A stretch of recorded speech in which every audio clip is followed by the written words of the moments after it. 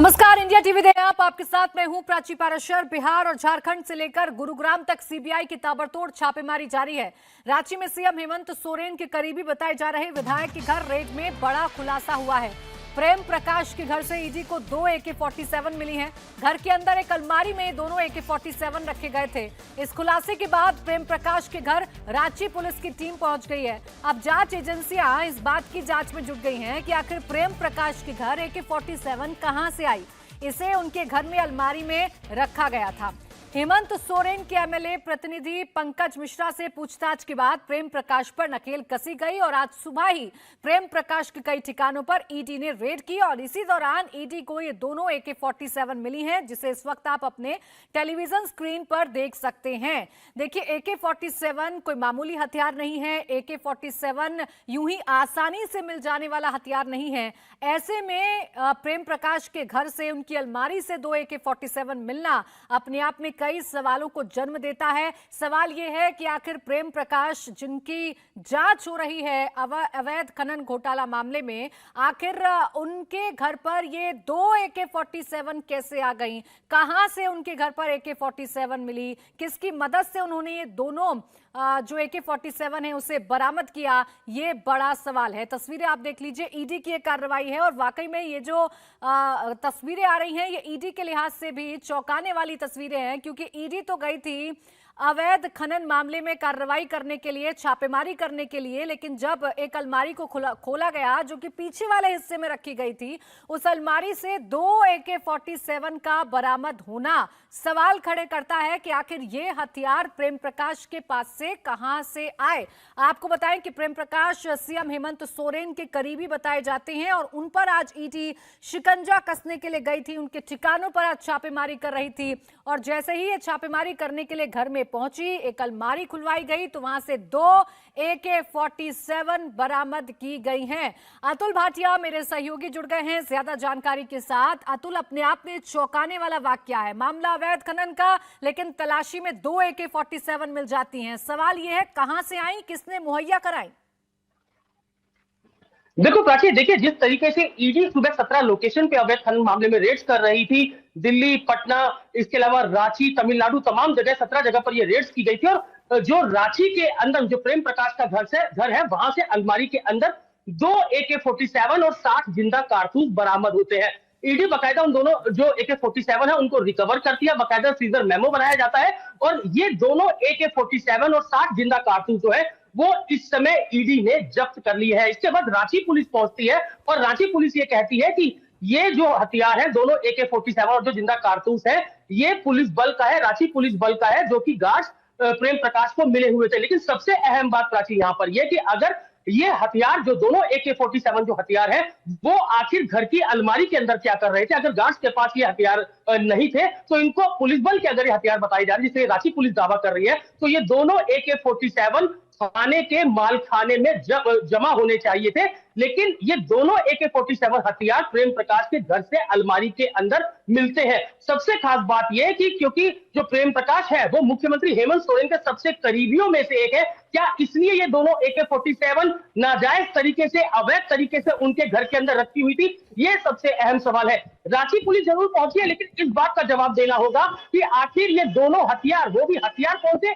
AK-47 और 60 जिंदा कारतूस आखिर घर की अलमारी के अंदर क्या कर रहे थे? अगर गार्ड्स के पास ये हथियार थे तो निश्चित रूप से इनको मालखाने में जमा होने चाहिए था, क्योंकि अगर ये गार्ड्स के पास अवेलेबल नहीं है तो किस तरीके से ये जो दोनों AK-47 है वो घर की अलमारी के अंदर मौजूद थी? इसकी इंक्वायरी अब ईडी करेगी।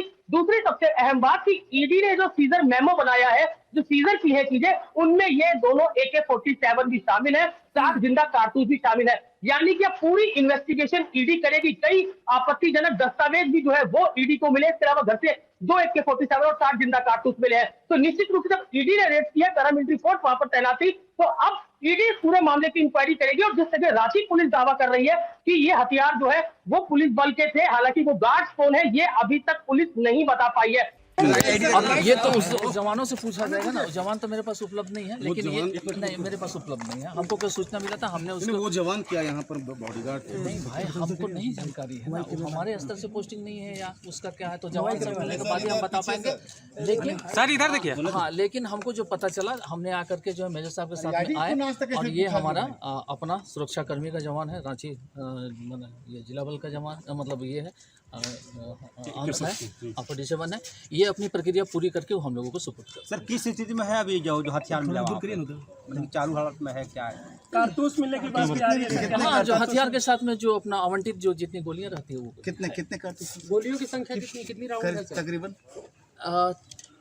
47 के साथ 30 गोली उसमें ये होता तो ये गार्ड का ही है सर 47? हाँ हाँ, गार्ड 247 60 गोली होगी। यहाँ पे कितने मिले हुए? सर इधर देखिए, आगे देखिए सर आगे देखिए, सामने देखिए सर। उसकी जानकारी हमें ये नहीं है कि कौन किस सुरक्षा कर्मी का क्या है, बस हमें है कि ये हमारा रांची जिला बल का सुरक्षा कर्मी का है। सर अगर तो सर ऐसे कहीं रख के जा सकता है क्या? रख के जा सकते हैं कोई? तो डिपार्टमेंटल इलेक्शन वो तो अलग चीज हो गया ना। सामने देखिए सर, ऊपर का वो तो बड़े पदाधिकारी के। नहीं, आप ये बता दीजिए कि क्या इस तरह से कि 47 प्राइवेट घर में ऐसे रख के गार्ड और गायब हो सकते हैं बिना मालिक के फौज? उसका जवाब देखिए, ये चीज तो अरे आपसे कानूनी पहलू नहीं, पूछ रहे कानूनी हैं पहलू तो जी। सर नहीं है, हैं? आप भी समझ रहे हैं, कानूनी पहलू तो सही सर नहीं है। एक AK-47 में 30, मतलब 2 का 47 से तो 60 करते हैं। ये रांची जिला से आवंटित किया गया है इन लोगों को। तो ये गार्ड का है और ये झारखंड पुलिस के जवान है।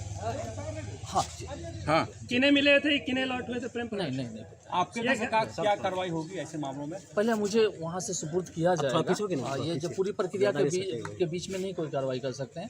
ईडी के द्वारा बताया गया कि पूरी प्रक्रिया करने के बाद मेरे थाने को हैंडओवर किया जाएगा, और जब हैंडओवर करने के बाद जब हम ये रिपोर्ट हम वरीय पदाधिकारी को समर्पित करेंगे तो सर आपने जब्त कर लिया है क्या? नहीं, अभी तो उनके पास है। बिल्कुल नया आधुनिक। नहीं, और बाकी क्या पूरा नाम है सर आपका? शुभ नाम? किन दोनों लोगों को मिला है? विनोद कुमार थाना पर। किन दो लोगों को ये आवंटित किया गया था? दोनों ये मुझे अभी ये प्रेम प्रकाश के थे बॉडीगार्ड के? बॉडीगार्ड ये मुझे नहीं पता है सर। रांची जिला।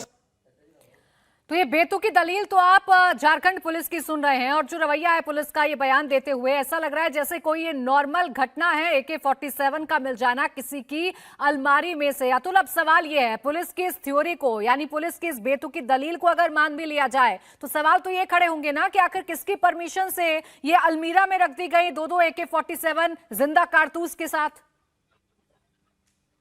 बिल्कुल प्राची, देखिए जिस सबसे अहम बात यहाँ पर यह है कि जब ईडी घर के अंदर रेड करती है प्रेम प्रकाश पे, अलमारी खुल जाती है। कई अलमारियां खोली गई, तकरीबन बताया जाता है कि 12 से 15 अलमारियां जो है वो इस घर के अंदर से जिन अलमारियों को खोला गया। कई डॉक्यूमेंट्स जो आपत्तिजनक दस्तावेज है वो भी ईडी ने बरामद की है। लेकिन जब ये अलमारी पिछले कमरे की खोली जाती है तो इसके अंदर से 2 AK-47 और 60 जिंदा कारतूस मिलते हैं। और जिस तरीके से अब ये दरोगा बता रहे थे, इंस्पेक्टर बता रहे थे कि एक AK-47 के साथ 30 कारतूस जो है वो आवंटित किए जाते हैं। लेकिन सबसे अहम सवाल यहाँ पर यह कि प्रेम प्रकाश जो कि मुख्यमंत्री हेमंत सोरेन के काफी करीबी है, क्या वो सत्ता का जो दुरुपयोग है वो इस तरीके से किया जाता कि AK-47 घर के अंदर रखी गई थी, गार्ड के पास नहीं थी, जिस तरीके से रांची पुलिस अब दावा कर रही है। सबसे अहम बात, अगर ये AK-47 यूज नहीं हो रही थी तो इनको मालखाने में जमा होना चाहिए था, पुलिस बल के पास होना चाहिए था। लेकिन आखिर कैसे ये निजी घर के अंदर, प्रेम प्रकाश के घर के अंदर, अलमारी के अंदर दोनों AK-47? बिल्कुल अतुल, ये तमाम अहम सवाल हैं जो AK-47 बरामद होने के बाद खड़े हो जाते हैं कि आखिर क्यों ये घर के अंदर अलमारी में AK-47 रखी गई थी। शुक्रिया आपका तमाम जानकारी के लिए। इंडिया टीवी हर वक्त हर जगह डाउनलोड करने के लिए सर्च करें India TV news Google play store या ऐप स्टोर पर।